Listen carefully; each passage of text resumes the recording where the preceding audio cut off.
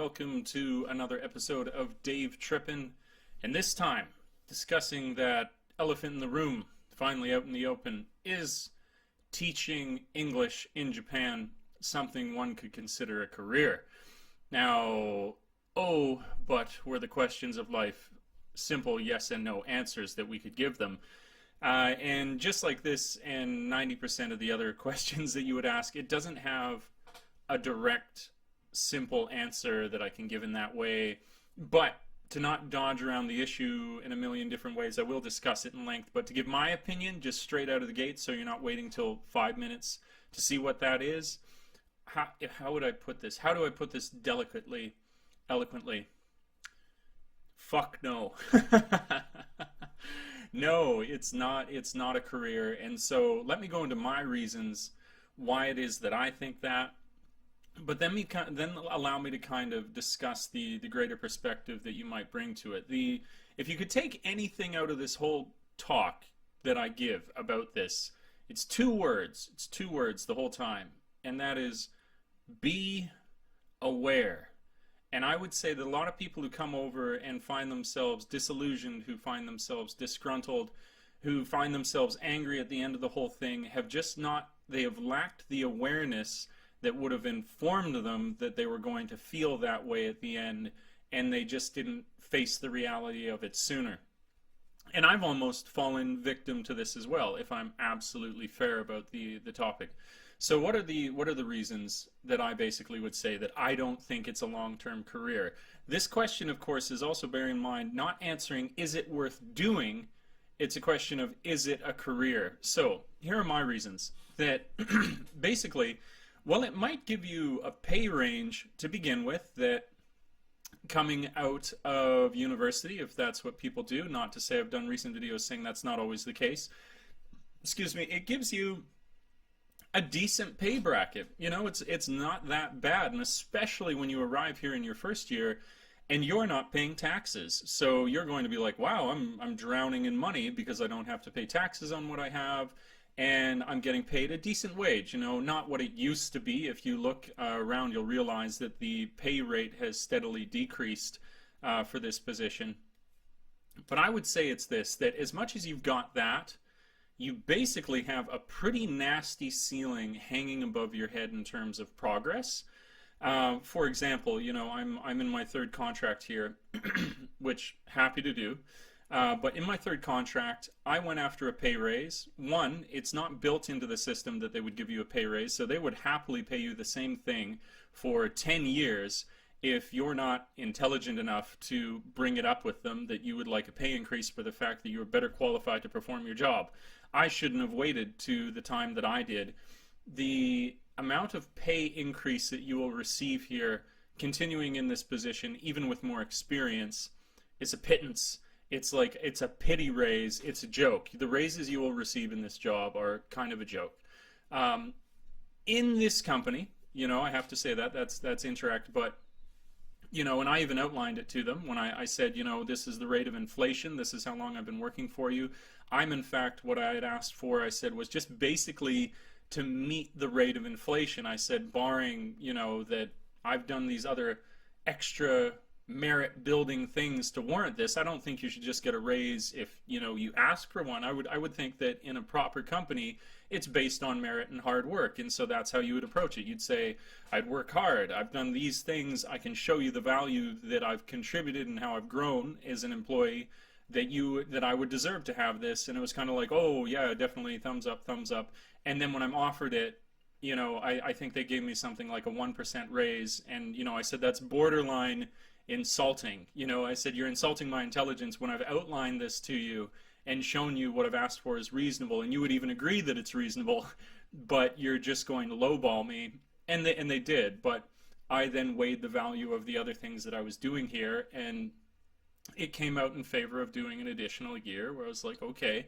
But I am aware that that's a choice that I made to do that. You know, I can't resent them for it. I talked to them, I said, you know, this has got to do something. I get the fact, be aware that as an ALT, you are a replaceable resource. You are not You are sought after, but it's a highly competitive job available to anybody who comes over here with a degree, which is both a blessing. It's a blessing and a curse because yes, you can get the job, fantastic. You have something immediately as a God cursed art student like myself that you could come out of university and have a job available to you. But then you're competing with everybody else who wants to come over, and they don't want pay raises, and they can probably, yeah, they're not going to be quite as good as you at the schools that you might go to. They're not going to have the same value, but they can still fulfill the requirements of the job. They can still keep the company in a contract, and so that's what they care about. Do they care about that the schools especially like you? No, they care about whether they can continue in their contract. And again, be aware of this. Don't hold it against anybody, because if I were running a company, yeah, it's good to have that value added aspect of an employee being better. But if I know that I can get the job done and I'm trying to, yes, fulfill the requirements of the job that allows me to continue in the contract, and yeah, it's great to have employees who are doing a better job, but if they meet the requirements of the job and I could pay them a little bit less, why would I go around with this huge like wage increased staff when I don't necessarily have to? The company is behaving in a way you couldn't fault them for. Many of us in the same position as the company would probably run ourselves in the same way. But this is where a lot of people, they get angry and they like, how dare they not recognize my value? Well, you need to recognize the position that they're in as they hire you, and also the sort of field it is that you're working in. That it's highly competitive, and you can be replaced. You are replaceable. You're not, call it like a knowledge worker. You're not, a mechanical engineer. You could be somebody who has a degree in, Phoenician art, and you're teaching English here, and that's great. But it doesn't mean that you fulfill a particular niche. So I would say there you go. Like, this is probably going to be a pretty long video. Right out of the gates, you're going to have a pretty short ceiling that you're going to bump your head against. Two, going for raises against that ceiling, you're not going to say any sort of significant increase. They don't need to, they don't have to. It's not likely to happen. Also, if you do, to say somebody says, but you could move up potentially through that company, they're not entirely wrong. Something like Interact, they have positions that you can go into, like a head teacher role. Head teachers could go to branch managers to this, that, and the other thing. You do have the potential, but for me, again, talking about why I'm saying no, it's on a timeline that I find absolutely unacceptable. I mean, yeah, I've got to do different things. I got to move around in my life and decide on other things that I'm going to do for what I primarily get paid for while I pursue other passions. But the sort of timeline they want you to go through, to me, is ridiculous. Like, you could spend another 5 years as, give it 5 years as a head teacher, and you're really not getting paid much more than you would be as if you were an ALT. Just the standard teacher going out to the schools. So to me, it's an unacceptable timeline for those people, anticipating the people who are going to say, oh, but you can move up. Well, to me, you can't move up quickly enough. I don't want to take until I'm 40 before I'm in a, $45,000 a year job. To know that a system software developer, for example, something I might be thinking about, those people could come out of their diploma, could come out of computer engineering and be paid 40 to 60 nearly in their first position, and have all these other benefits and this and that and the other thing. I just see other avenues quite obviously available to you as even a moderately educated person, where you don't have to go through this intensely long period of development. I've never really trusted the ladder in my life. I've always said, just screw the ladder and, like, climb the rope, like, whatever's quicker, maybe somebody's ahead of you. That was a bad analogy. Basically, don't be told and just simply accept that because a ladder is here, that you have to climb that ladder. Maybe there's a better ladder. Look for other alternatives. I'm not against, like I said, I believe in merit. I believe in working hard. Those are all things that I stand for. But I don't believe that you should always believe the first person who dictates how long it takes to get up that ladder. And when I've looked at this one, I don't approve. Dave doesn't approve. So no. So it's the amount you get paid, the rate at which your pay increases, the as well how quickly you climb the corporate ladder in these situations. Anticipating another direction that I could anticipate. There's other companies. Say, for example, there's a company that I had applied to work for. They're called JIEC, and JIEC works predominantly, as I understood it, although they have a few other schools with younger children, kindergarten, and although you can work for them without a teaching license from your own home country, they do sometimes require that. Those guys, they actually have fantastic pay in comparison. Interact starts you at 230,000 yen to 250. They start you at 290, and within 5 years you could be paid 330. Within 2 years you could be paid 330. But a lot of these higher level positions in Japan, where teaching is more potentially a career, they usually require you to have a teaching license. And then in my mind, I'm kind of like, well, did you really need to come to Japan to do that? If you have a teaching license, I don't know a lot of people who had teaching licenses in Canada who are like, oh, I want to get a teaching license in Canada so I can go work in another country. So yeah, that's a possibility for you, but I don't see a lot of the people who are in the situation that I'm in actually having teaching licenses. And if they do, then they're probably going to be back in their home country, working in their home country. They wouldn't necessarily do the move. So there's all these different reasons that I would cite. Now, to not make an overly dark video, and anybody's, I'll probably remember other reasons why I don't think it's a career after, but reasons why I said be aware at the beginning. If you are aware of all of this, saying whether it's a career or whether it's worth doing are entirely different things. Because I would still say, regardless of, in my opinion, it not being a career, it's still very much worth doing.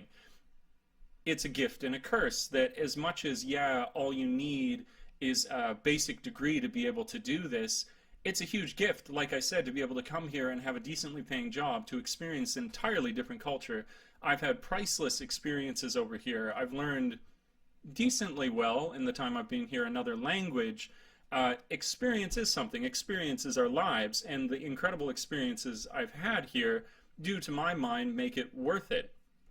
Then I have to consider other people who don't have my same value system, and I honestly do not judge them if they want to come over here and work through that structure that I've just described. I know people who have found wonderful Japanese wives and husbands, and they want to live in Japan, and they'll work through whatever scale of time they have to stay in the country. And if that means working at the same job for the next 10 years at the pay scale that I described to you, they'll do it. And I don't see anything wrong with that, truly. If you are happy, I'm just going to bang that cliche drum, then that should be enough in your life. You don't need to aspire to what I do, but I sure as hell don't aspire to do this.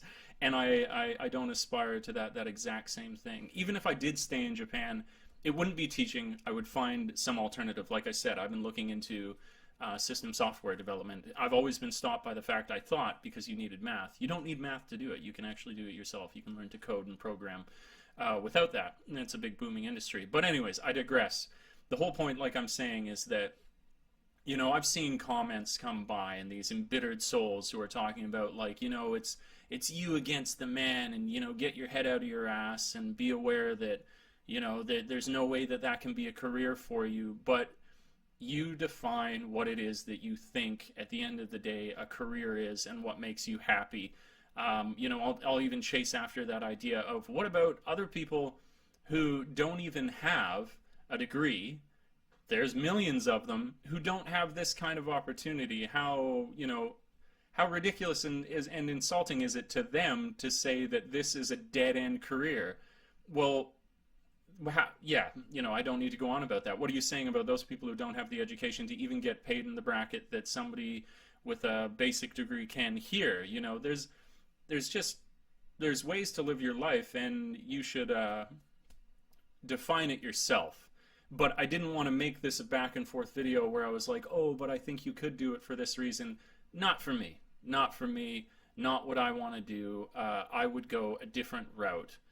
The video's already at 15 minutes. I don't want to drone on, and I think that basically captures the essence of it. You know, that it's a lot to do with the pay scale and in the ambition I have within my life, that teaching does not seem a pragmatic solution to how I'm going to reach my goals. So no, I don't mean to break any hearts, but perspective, be aware, it shouldn't break yours if you know all these facts going into it. If you're aware of the pay scale, if you're aware of the time scale, if you're aware of all these things, then you will not go in and be surprised or blame somebody else for something that really should have just been that you had educated yourself better about the whole experience. And then you won't end up one of these embittered, angry people, you know, screaming in the comments section about like what a stupid job this is to do and what a dead end. Well, maybe for you and maybe given your perspective, that's what it is. But